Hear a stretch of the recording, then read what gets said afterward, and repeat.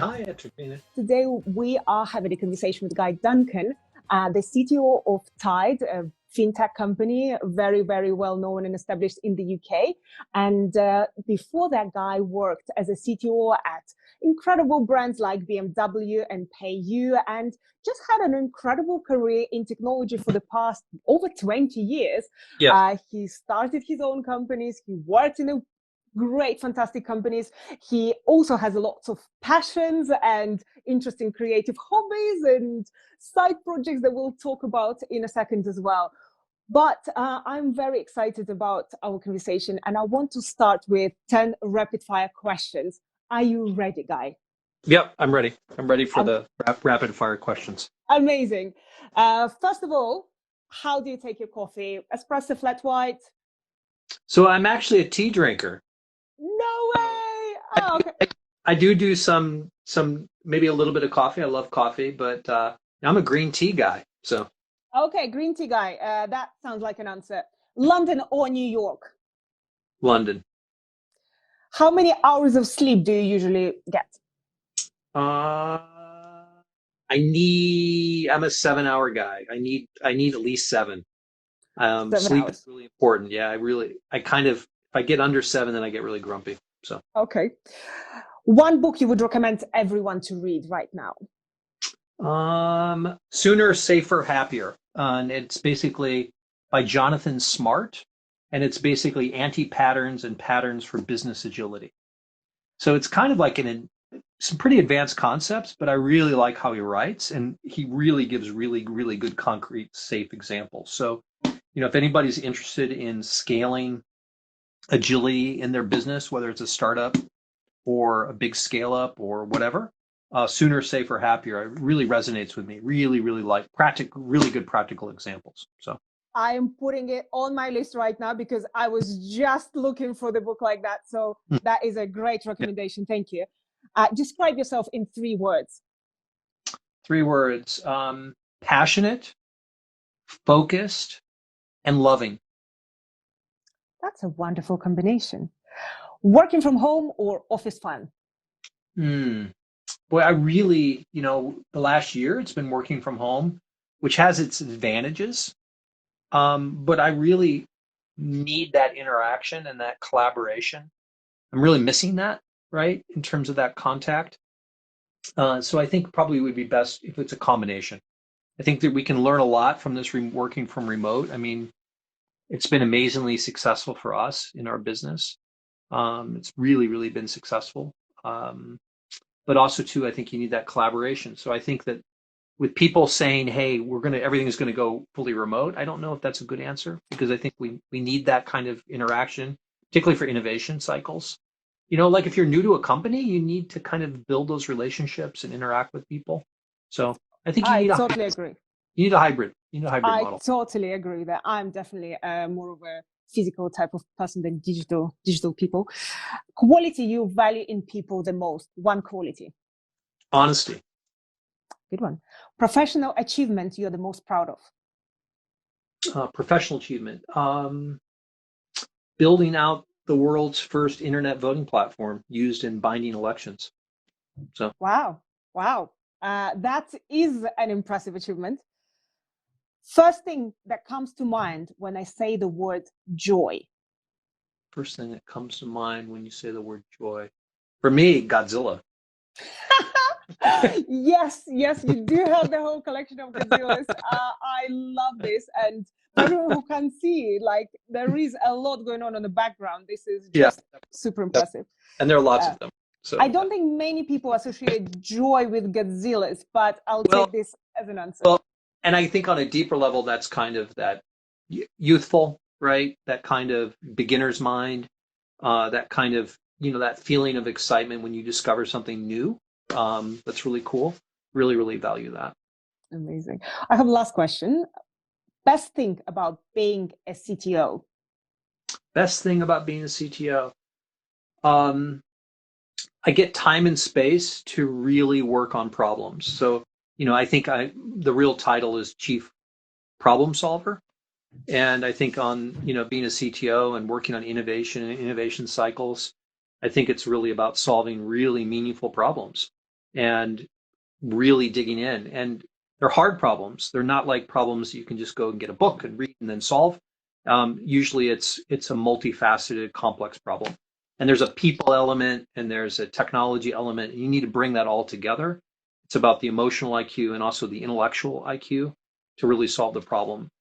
And I think for me, of late, it's about solving problems, but also solving them in a sustainable way so that you can basically continue to build upon this success, right? You always get better and focus on that. So, That is a fantastic answer. And that leads us to the second part of our conversation, which is a proper deep dive into all difficult things about you, about life, about the world of leadership. And I would love to start with the very beginning about your childhood. And I heard lots of stories about your creative childhood. So I would love to hear more about how was it growing up in the US? What do you remember about being a kid, running around? What formed you as a person? Anything that comes to mind from your backstory that we'd love to tell us? yeah. So I was born in 1966, so I'm 55 years old, and that world that I was born into and where I was raised, I think that experience for the most part, at least in the U.S., is gone. So I was born in a place called Omaha, Nebraska. It's a city today of about 1 million people. Then it was quite a bit smaller. And it's in the middle, it's a Midwestern town. It's actually a pretty cool progressive town, but all around it, it's all red, right? It's very conservative. But like when I was a kid, true story, God's honest true story. 8, 9 years old, would get with my friends. We would get our shotguns and a packed lunch, and we would get on a city bus, and we would take the bus out on the outskirts of the city, and we'd literally go up to a farmer's house, knock on the door, and say, "Hey, can we walk and hunt your fields?" We'd walk the fields, and we would shoot pheasants. We'd put the pheasants in a bag, and then we would get back on the bus, and the bus driver would say, "How did you kids do today?" And we would show them the pheasants that we caught, and then we would ride with our shotguns on the bus back into town. Now think about that. 8, 9-year-old kids doing that today. No parents, no, we're just doing this. I mean, that world is gone, right? I mean, and I don't know if that's a good thing or a bad thing, but it was certainly the world that I grew up in. Both my parents were artists. So my father was a printer, a poet. He printed books by hand, and he was, very into art, and he was really exceptionally good. He printed all the great American poets in the last century. And my mother was a playwright. She ran children's theater in Omaha. She built a children's theater. She started the first all black African American dance company in 1972. She was a storyteller. Both my parents were these folks who really exemplified that example of follow your passions, follow your dreams, and just get after it, right? So I grew up in that environment with that kind of support. And very lucky, very fortunate. I grew up in the right place, the right time, with the right parents that afforded me opportunity and opened up doors for me. And so I feel very blessed that I had that opportunity. So, Wow.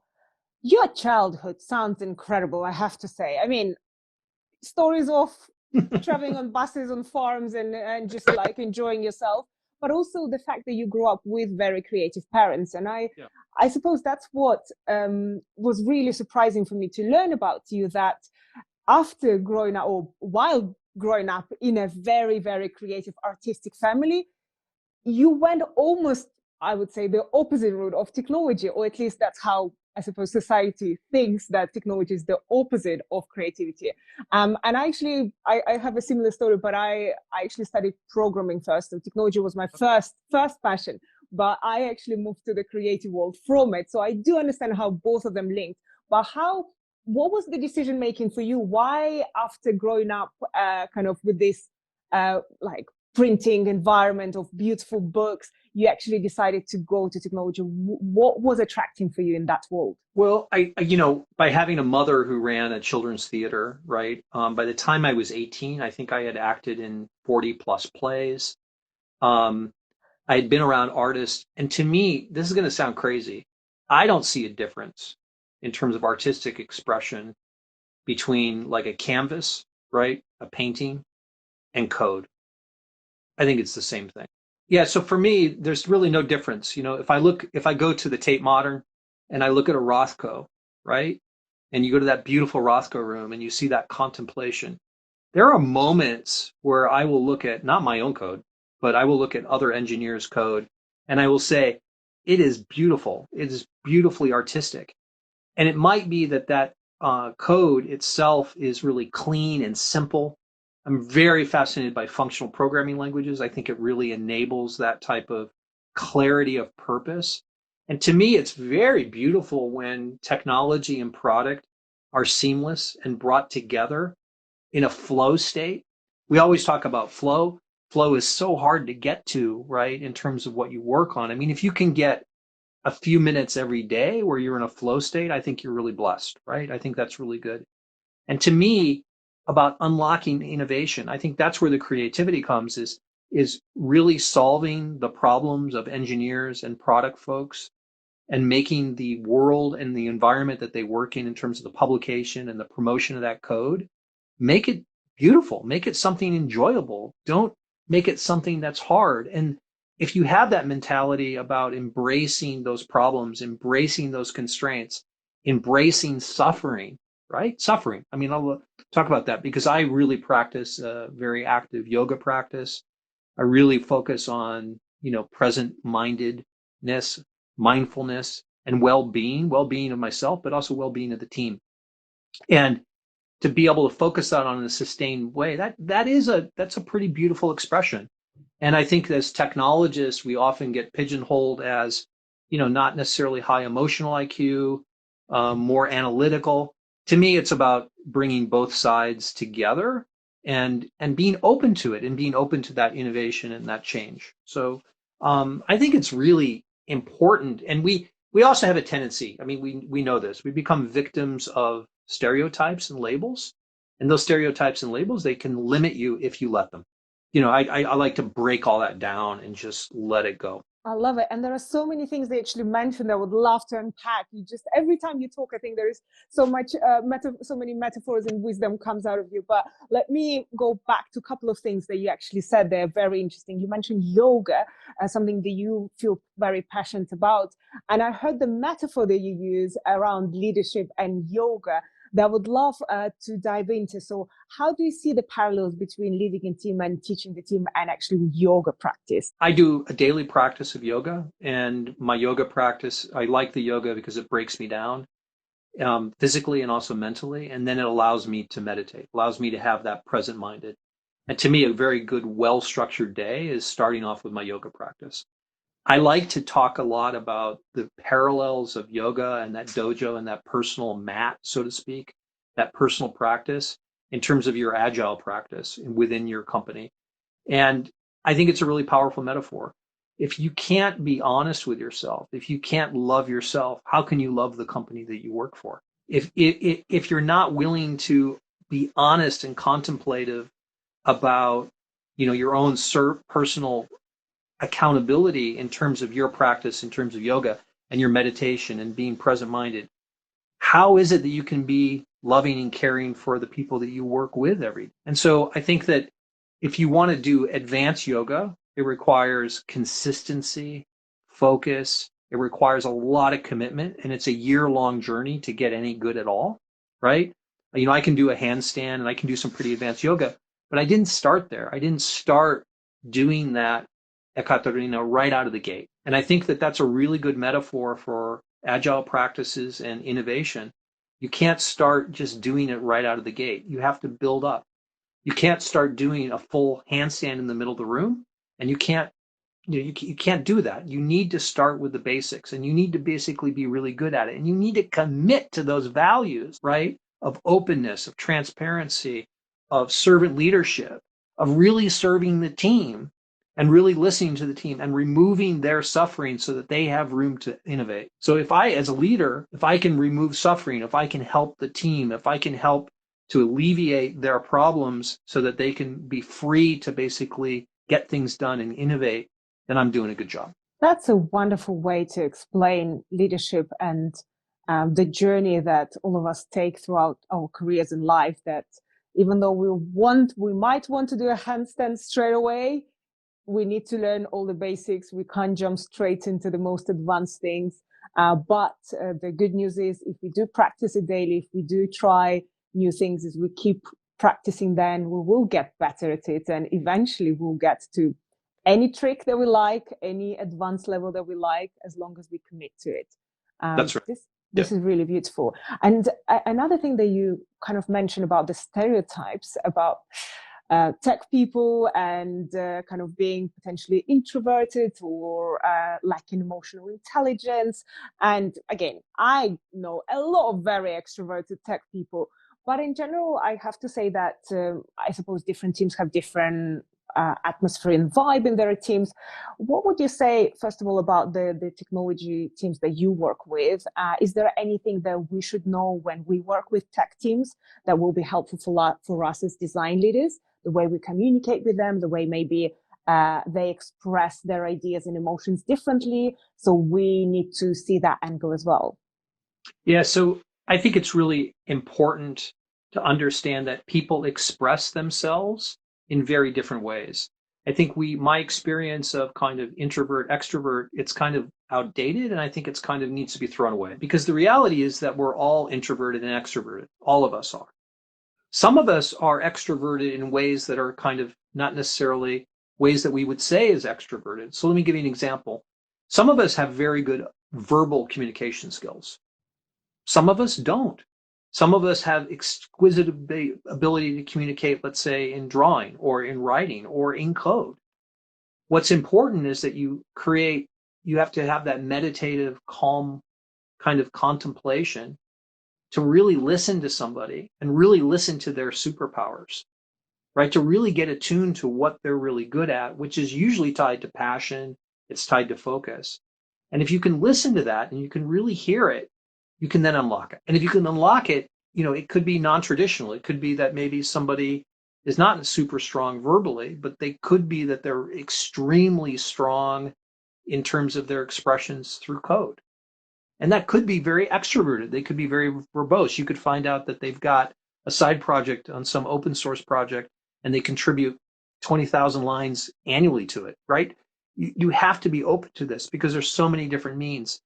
I think with social media, like what we're doing now on Instagram, it's also really interesting because with these social media modes, it's a way of intimately connecting in a very focused way. And for some people, it's really comfortable for them to express that way, right? And text is a really good way. I mean, Slack, we're a big Slack organization. There's some people who are extremely expressive on Slack, but verbally they don't have much expression. And so if you want to get that debate, you need to include that channel in your debate. You need to conclude that channel in your innovation cycle. You need to include that channel and allow people to collaborate in some non-traditional ways. And I think that's really, really important. I think we shouldn't be so tied up with how people do it.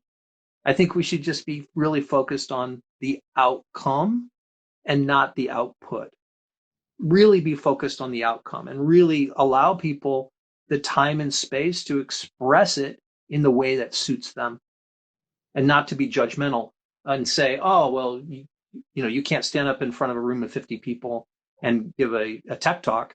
Well, maybe that's not the way that you want to express yourself, right? So I love how you describe it. And I totally agree with you that there is no 100% introvert and 100% extrovert. I think everyone is introverted in certain situations, scenarios, and expressions, and completely opposite in others. And I love how you talk about different channels of expression, like being expressive in code or writing or verbal communication.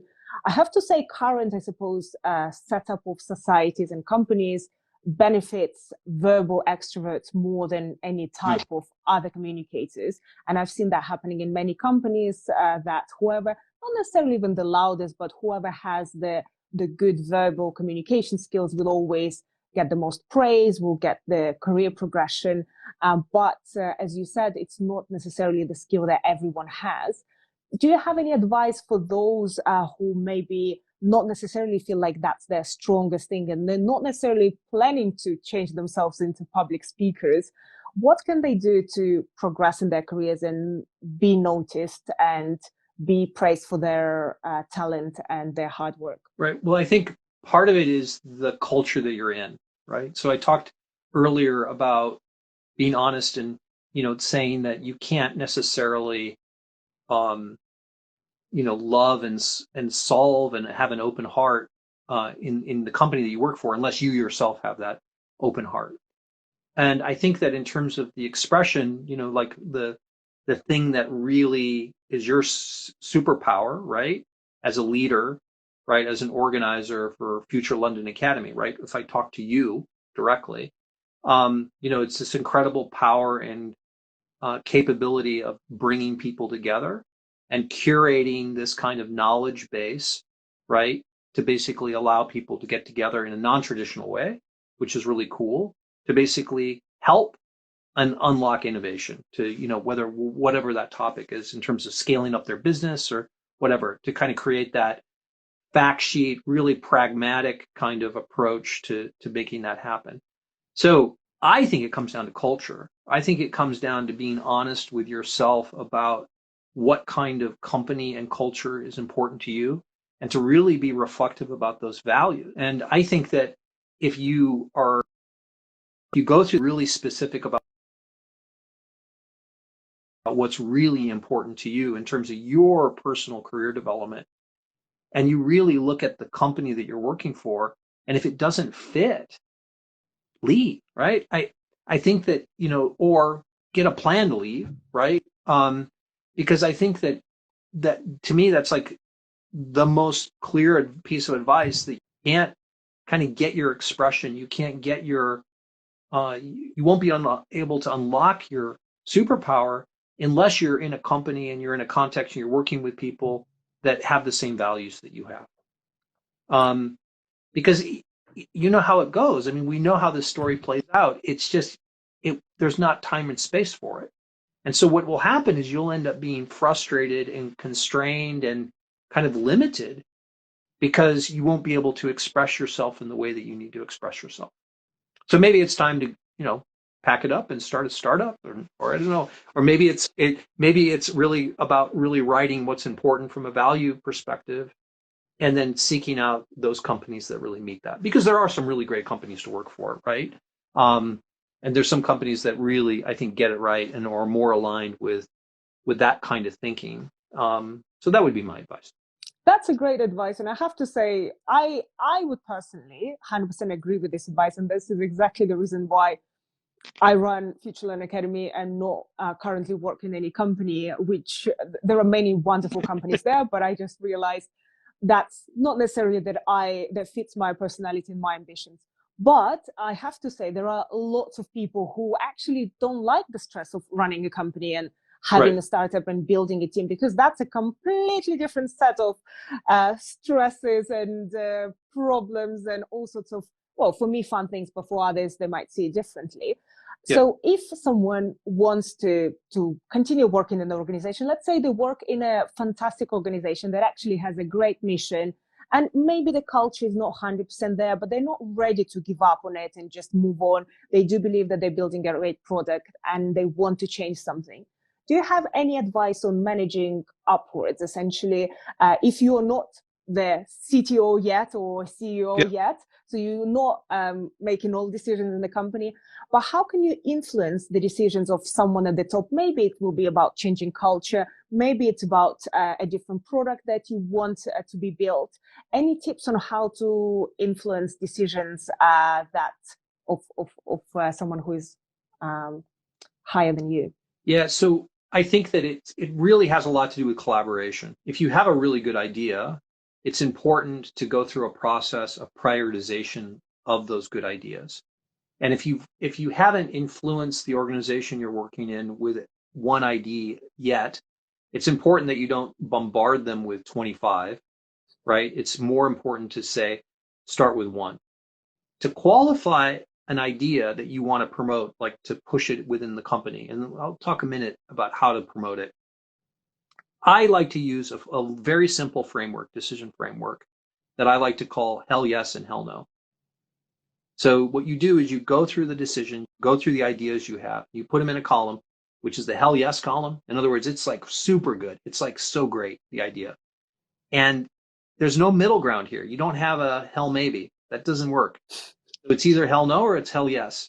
And the way I do that is that hell yes is hell yes. Hell yes really feels right. Hell yes is powerful. Hell yes is boom, it's hell yes. Everything else is hell no. So go through that and see how many actual hell yeses you have. And then of the hell yeses you have, find the one that looks like the most doable. And then talk to the people that you report to, talk to the leadership. But before you do that, it's important to get consensus. So in other words, I would go to some colleagues, I would go to some people in the organization, I would get people to kind of give you playback. I'd put together a nice deck, really simple deck, no more than 5 slides, about what idea you want to influence. It could be a culture, it could be an initiative, whatever, and then socialize that. And then only after you've built the deck and you've kind of trialed it with some colleagues, then present it to a boss or somebody. And don't present it alone. Present it with 2 or 3 colleagues who also really believe that this is a hell yes idea. And what you've done now is you've gone through a prioritization process in terms of your backlog for that idea. You've sparred and collaborated with like-minded people to refine that idea and to make that idea really solid. And then you've gone through the process of actually constraining yourself, right? 5 slides. This is the value. This is the problem. This is what I want to try to solve. This is how I can do it. And then you're sitting down. You're not sitting down with your boss alone. You're sitting down with a team to do it collaboratively, because it's never about you. It's about the power of the idea, and it's about the team. Nothing gets done by one person. Everything gets done with a multitude of people. And so you're doing a pattern of collaboration, you're doing a pattern of getting feedback, and then you're basically presenting something which is a hell yes idea, one, to a leader. And I think if you go through that process, it's no guarantee that it will be yes, but if it's no, there'll be really good reasons of why it's no. And it may end up being in a backlog and deprioritized, and then it will come up again later. This is such a great plan. I feel like I think everyone should write it down as a next thing anyone should do. And I totally agree with your thought of talking to other people and getting their feedback and getting their concerns, because I feel like sometimes we are so passionate about our own ideas that we don't see our own blind spots, and that community of people that is around you that you trust and you can ask for opinion and advice can actually reveal those blind spots, so you're more prepared for your important conversation. And definitely putting together a deck, or I love the Amazon, I think they do this whole press release thing, the 1-page document of why this idea should exist, whatever that is. But I also feel like when someone comes with already prepared plan rather than, hey, I've got an idea, let's do this, you kind of feel like they've done their work, they thought it through. And especially, like you said, if they came already with people who are also passionate about that idea, that is a much easier decision for a leadership team as well. This is really, really good advice. Thank you, Guy. And the other thing is that when you have a good idea, and this is going to sound crazy, it's going to sound silly, but when you have a good idea, write it down. And then what I do, and this is a kind of a little kind of cheat sheet that I do, is I have on my calendar, I have a weekly session with myself, and I review the ideas that I have. I go through it and I just look at them and go, okay, of the last week, is there an idea that I wrote down that's actually pretty good? And then I review them, because sometimes when you write them down, they feel really good. And then you think about them later and you're like, that's not very good. And so I go through that process, and then I look at it, and if it still has power, then I take it through a process personally with hell yes, hell no. And I prioritize that way. And I'm for the people who have worked with me, people know that I'm just really into prioritization, because I think that prioritization is not the whole story, but it's a big part of the story. Because if you do less, if you reduce WIP, I mean, my motto is stop starting and start finishing, right? It's really important to finish things really well, to really get them finished. I like to say, get things done. Because then you feel really satisfied, and then you can move on to the next thing. And it's very hard. I mean, I'm sure you are a victim of this all the time, where you want to start something, it's a good idea, and you just want to get going on it. And to me, I hold myself back because I get so many ideas. what I try to do is I try to really constrain myself, because otherwise I will drive the people that I work with crazy because I have so many ideas. So I try to constrain myself. I love this nugget of wisdom of writing your own ideas and having a meeting with yourself to review them. I definitely have a special notes tab that says ideas. That's same. I put all the ideas, but I definitely don't have the process of reviewing them in a more constant manner. And I think weekly reviews actually sounds like a brilliant plan. And I have to say, everything that you talk about uh, seems like you already said you're very passionate about prioritization and processes. So you seem like you do have a very structured and logical brain. I suppose, again, another stereotype for a person in technology, that's something that is expected, even though I would say not everyone has that approach. But I love how you think very structurally and you have your own frameworks and processes. So I would love to talk about two things, about your personal frameworks as well as the ones that you have with your team. So let's talk about the team first, and how do you structure the processes in your team that allow people on one hand to have space for creativity, but on another hand, actually everyone is going the same direction rather than has too many great projects of their own, or kind of does whatever they want. So the first thing that I always tell my team, and I say this a lot, is it's always content over process. So it's always content over process. So I I really value process. I spent a little more than 2 years working at BMW, right, in Munich, and I was working as part of the global team for the BMW Connected app. And that was an incredibly humbling experience about a company that inherently is just totally bought into the process. Like they love the cars that they build. Don't get me wrong, and the cars that BMW builds are amazing cars. They're incredible vehicles. But for them, it's all about the process. And it doesn't matter how good of an idea you have, if it doesn't fit their process within the time frame that they have for their process, it doesn't matter. It doesn't matter how good the idea is. So when I left BMW, I said, because I really learned a lot about BMW about process. You can imagine, they're the kings of process, right? They build cars. And I think process is really important, but I think that your processes they need to have a master, and the master of the process needs to be content. And you need to be adaptive. And that's hard, right? It's hard to say this idea is so good or this content is so good, we need to treat it differently. But you do. You can't treat all ideas the same. And you need to have this kind of filter of content. And I love, being able to create contemplation. You mentioned Amazon and the process that they do of writing the press release for the product and the hypothesis. And in the innovation world, we call that, it's the innovation game called Remember the Future. And I love that. I think that's an extremely powerful way to kind of steal the mind on the idea that you have. And we all know how it is. When you see a really well thought out idea and it's really well structured and it's got the data to back it, suddenly the process becomes a facilitator for that idea. And it actually accelerates that idea, right? Because the idea is so good. When you're hammering against the process, when it's work and you're trying to fight it, you're trying to push against it and it's a struggle, and that usually tells you that the idea is not very good. That is very interesting. So if I just to rewind a little bit, so you would say that as content first, so ideas first, you write your press release or whatever the future that you like, and then you try to go through the process that you already have established. And if it doesn't fit the process, that means the idea is not good. How do you understand what? Or it's so good, it's disrupting the process, right? Because you got to remember Conway's Law, right?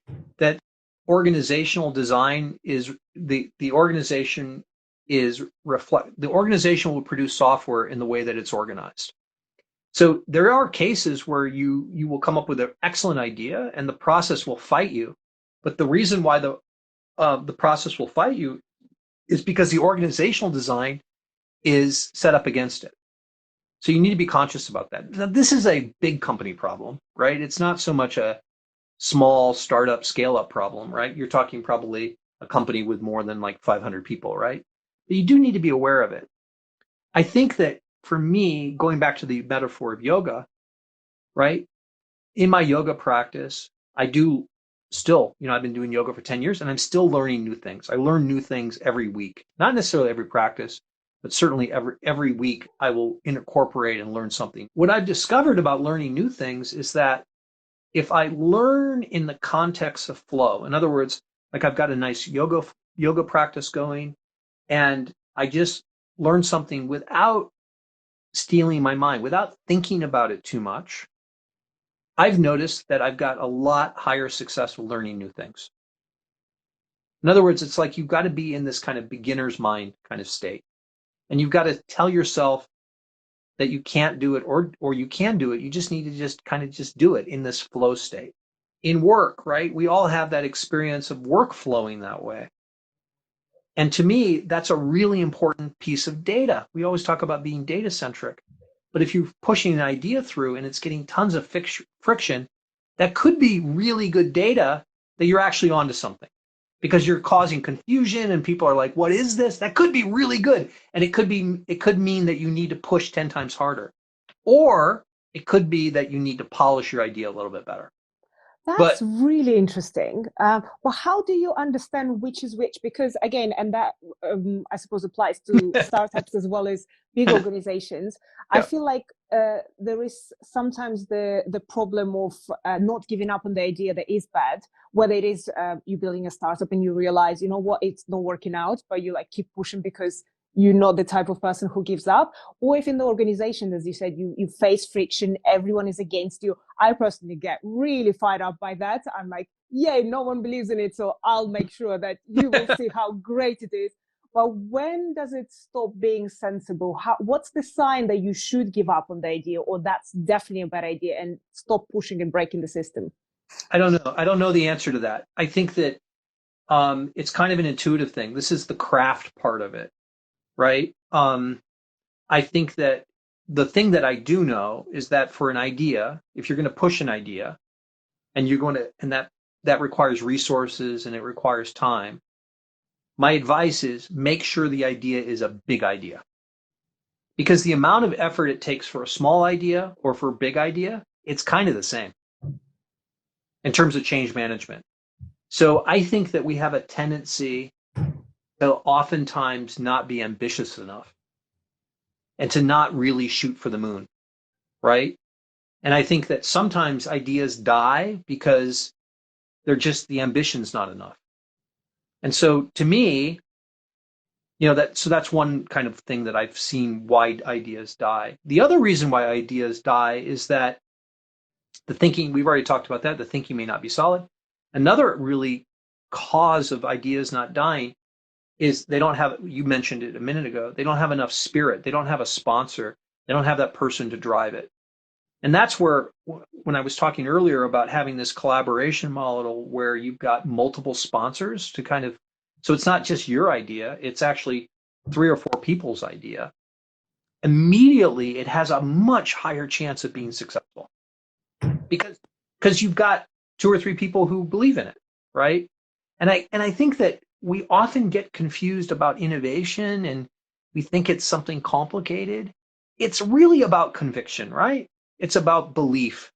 It's about having the true knowledge that something you believe in really matters.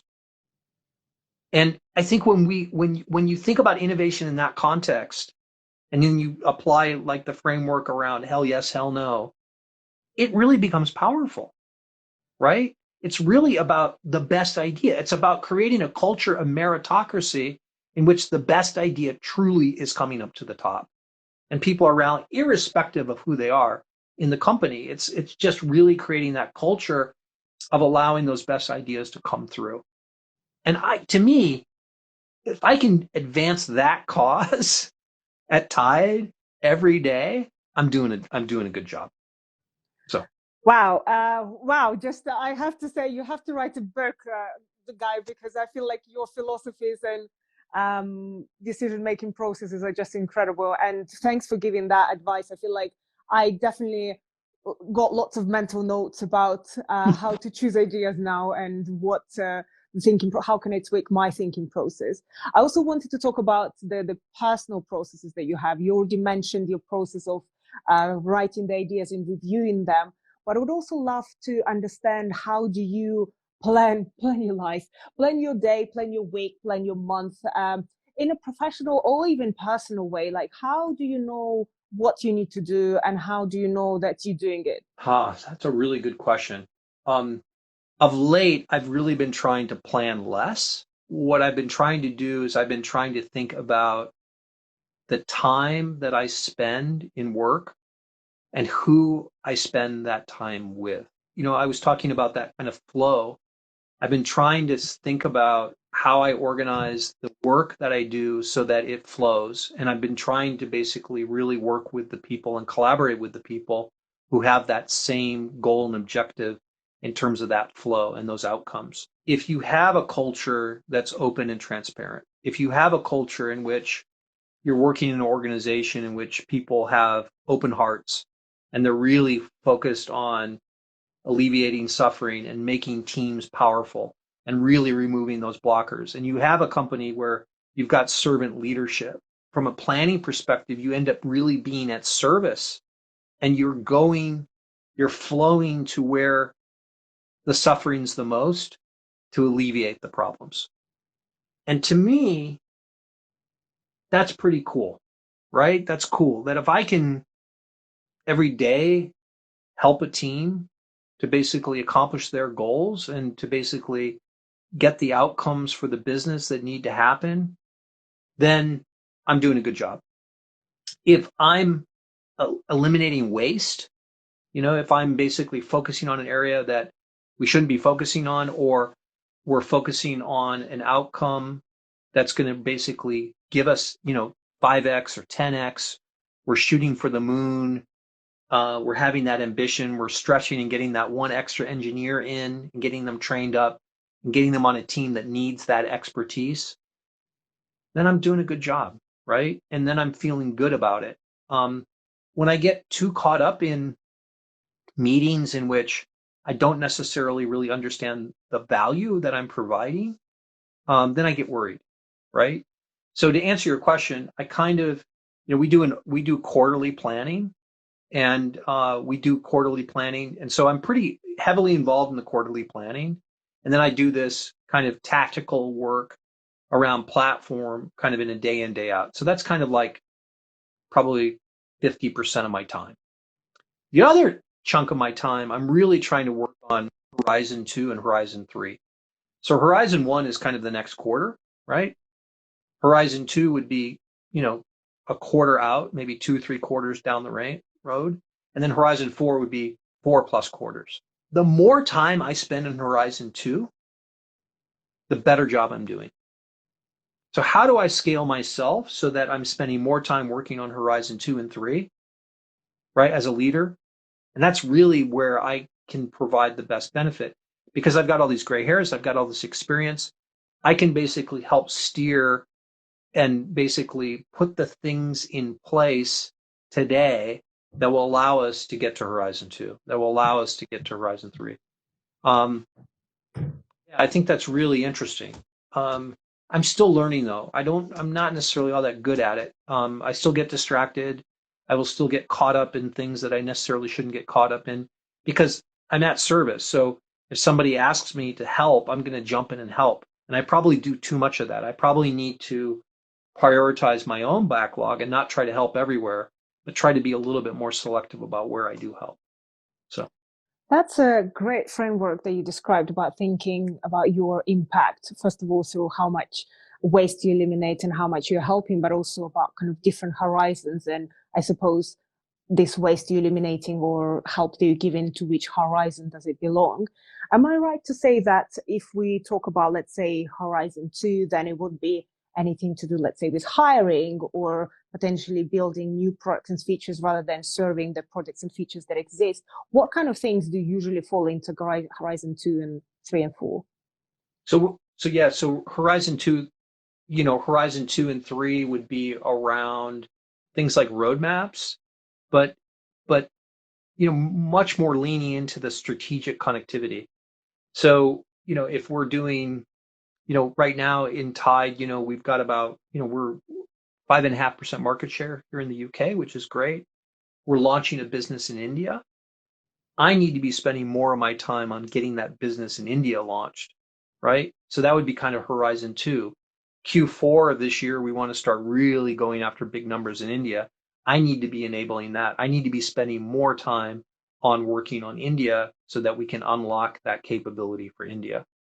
So that would be a really concrete example. And if I'm spending too much of my time kind of caught up in the existing quarter, right?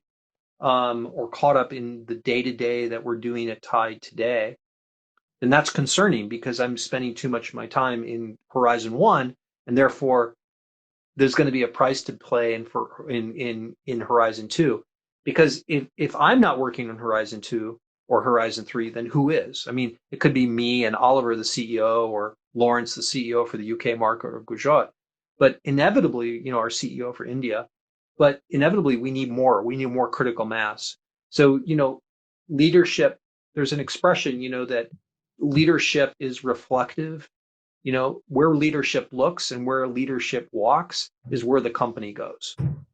And so to me, I like to use that metaphor of I need to be out 1 or 2 quarters in that Horizon 2, pushing into Horizon 3. I need to be walking there, talking there, moving there in order to move the business there. I think that's kind of how I look at it. And it's like, again, the metaphor of yoga, it's really focusing on, okay, where do I want to get my yoga practice?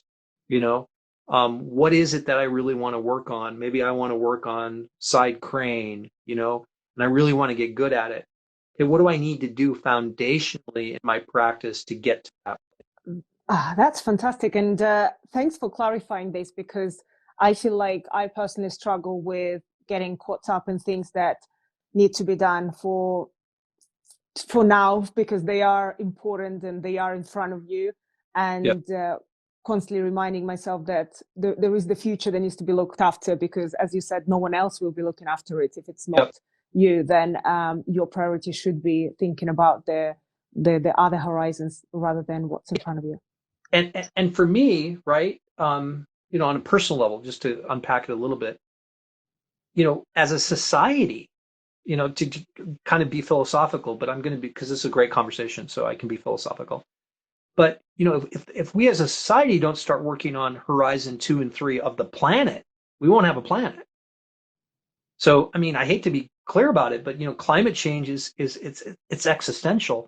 We need to be plugged into that to basically get the change that we need so that our children and grandchildren, et cetera, will have a wonderful planet to live on.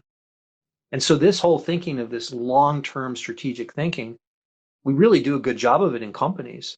We need to do a better job of it in terms of society in general, right? So I think it's really important. We need to be playing a multi-generational game in terms of our planning. And I hope we can do that, right? I really, really hope we can do that. I couldn't agree more. And I think exactly the framework that you described works in any sort of personal and global scenarios as well. And I suppose, again, it plays back to a lot of barriers. The reason why we don't plan beyond our lives, because we won't be the ones living on the planet. So it's very hard to prioritize those things. Similar to a company, it's difficult sometimes to plan for a year, 2 years after, because you might not be in the company after that long. So why would you prioritize things that might not ever benefit you? It is a hard decision for a leadership team. And I suppose that's personal decisions that you need to make if you want to build something greater than you or do something greater than what's today. Right. Well, I think that, again, back to the philosophical, and then maybe we can get more pragmatic, but the only thing we leave, when we go is our reputations, right?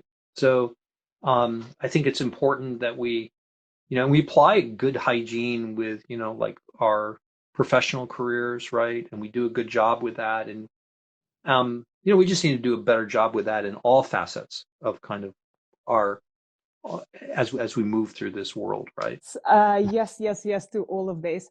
I want to actually dive into one thing that we haven't covered yet, because we've been covering all the incredible successes, and you built just such a fantastic career at all these great companies like BMW, and being at a leadership position in global organizations like that, it is a tough job. So I can imagine there were many situations and days where all these wonderful philosophies and all the great approaches, they unfortunately don't work because it's just a very, very hard decision, a hard day. Everything is not going according to the plan. Do you remember a particular day or moment where you felt lost, helpless, or just down and you couldn't figure out what to do? Do you remember what was it and how did you get yourself out of it? Yeah. So one thing I really, because I love problems and I love crisis. So I'm one of those people who's always done extremely well when there's a massive crisis. I just always have. I don't know where that comes from. Um, I would suspect that both my parents were probably pretty good at crisis management. Um, so I don't know where that comes from. So, we was January of last year, right? So more than 12 months ago, um, and basically the Tide platform went down hard. It was really troubling, right? It was like 48 hours of just really trying to get it back up, and it was just really but but I thrive in that environment. Where I struggle is I've always got to get things done, right? So my kind of motto is stop starting, start finishing. But conversely, I get I can get very frustrated when I'm not getting things done. And so I have a tendency of getting frustrated with that. And I think that can lead to kind of moments of kind of grinding frustration, when the team gets stuck or when the team's just simply working it, right? They just need time and space to work it. I can get frustrated. And that frustration, that energy of that frustration, I have found can be extremely productive. So I think the meditation there, again, with my daily yoga practice, is the frustrations themselves are telling you something. The feeling of, not getting done what you need to get done, or the feeling of suffering, or the feeling of you've hit a wall, or the feeling that you've hit a plateau. I've found it's really good to lean into that, just like a yoga practice. So like when I'm doing a pose or doing asanas in yoga, and my body's really complaining and it doesn't like it, and it's like really maybe even painful, it's really important to listen to it and to say, why is that? Oh, why is my back really feeling bad today? What's going on? Okay, I was lifting that thing yesterday. And I think it's really important to take time to reflect on that, to take time about why you're feeling those things, and to really delve into it. And again, to have a conversation with yourself about why you're feeling that way. What's interesting about that is 9 out of 10 times, maybe not nine, maybe 8 out of 10 times, the feeling of frustration that I'm having with work doesn't have anything to do with work. It's pretty interesting. It's like if I'm honest with myself, this is my own personal experience, that when I take the time to really unpack my frustration or plateau or my feeling that I'm not getting enough done, actually 8 out of 10 times, 7 out of 10, something like that, when I reflect upon it, it has to do something that's going on personally. Like Oh, a couple weeks ago, I had a lot of stress with work. And the reason why I had that stress is my wife was in Germany visiting her family. She's German. She was visiting her family, and her dad was getting a surgery. And I was really disconnected from her and really disconnected from that situation. And it really took, a lot of time of meditation and thought to get connected with that feeling. It was manifesting itself with frustration with work.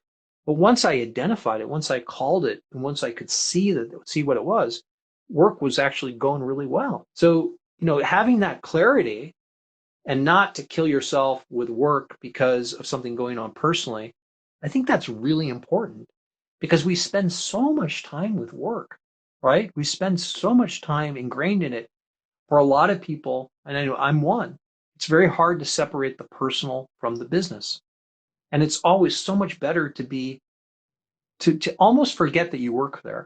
Like you have that power when you first started a company, right? You've got this real clarity and you've got this really productive because you're not caught up and bogged down in anything. So you can be highly effective. It's really important to have kind of like what I call a dog's memory, like to forget, like when you something goes bad at work, just forget it. Just forget it. Just move on. Just move on. And just forget that you even work at that company and just start with a beginner's mind every day and keep things fresh and don't take things for granted, right? That's Wow. simple, but really hard. It's really hard. That's a great advice, I have to say, and I can relate to a lot of things that you're saying, kind of mixing the work problems with personal problems and kind of identifying them in your head. And I love how you talked about frustrations as a piece of data that you essentially get from the world, from the body. There was a great saying, I forgot who said it, that pain is knowledge rushing through your body with the speed of light. Yeah. So essentially, when you hit, I don't know, the leg of a chair because you didn't notice it, you feel a lot of pain in your foot because you didn't know there was a chair there, but now you know. And Yeah. this is exactly the knowledge rushing through your body with the speed of light. So now every time I feel any sort of pain, which is might be frustration of me not being able to do something, or I feel like, this is the knowledge, this is the data that I was looking for. That's very interesting. So I love that you have similar approach to exploring where is this coming from and kind of being curious about why is this frustrating me. I think this is a Yeah. fantastic approach. Yeah. And I think that for me, a lot of around personal accountability, right, in terms of the mat and yoga has really helped, been a very, very powerful metaphor for personal accountability. It's allowed for me to get closer to the work topics, but at the same time to be much more distant from them and much more reflective upon them because my own personal accountability has been kind of, I've taken inventory of that, so to speak, and said, okay, this is my thing and this is my own personal weakness or my own personal bias, and to acknowledge it and go through that filter before I really lean into a tough topic within work.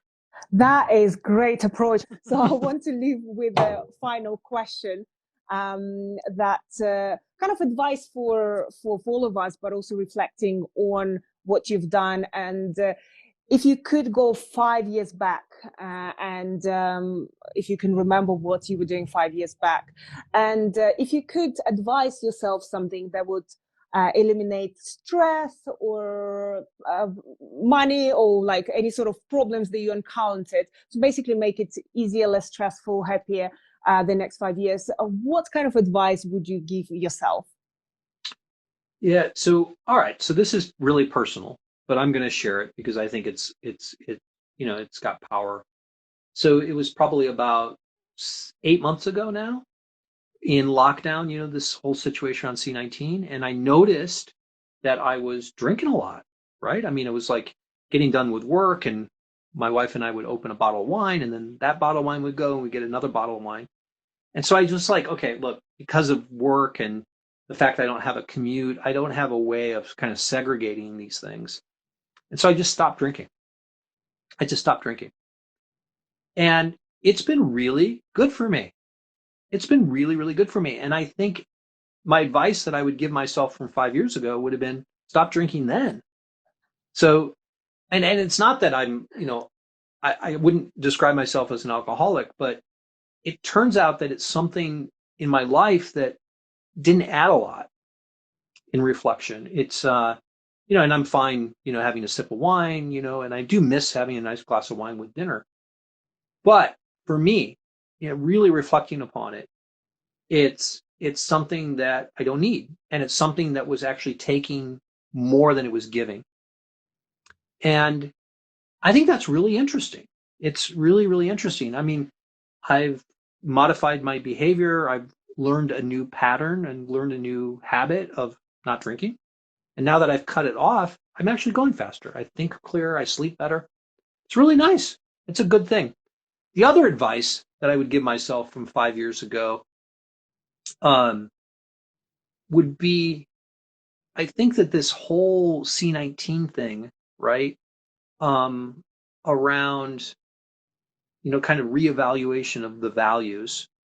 I was really busy, right? I'm really, really busy now, but I was even busier. I was flying all the time. I was one of those guys who, at my job at BMW, I had an engineering center in Shanghai. I had one in Chicago. I had one in Munich. I had one in Portugal. I was always traveling. And I think my advice to myself from 5 years ago would be, you don't need to travel that much. You really don't. It's kind of busy work. It's inefficient. It's okay to be still and to really lean into these work topics, right? You don't need to be present for it. You can delegate. You can hire people that can plug in for it. So those would be my two pieces of advice. I love them. I'll consider both of them. They are really good, and definitely something that I could reflect on in 5 years.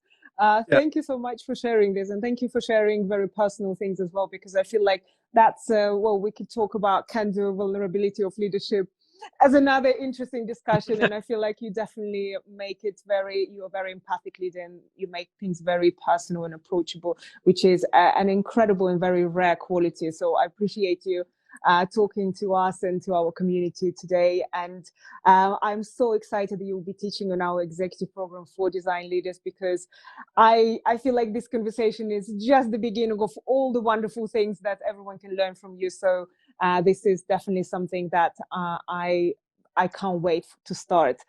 Thanks everyone for joining. If you're not following Tide, they check out their account, their profile. Do you want anyone to follow you on Twitter? Anywhere else they can find you? Yeah. So LinkedIn.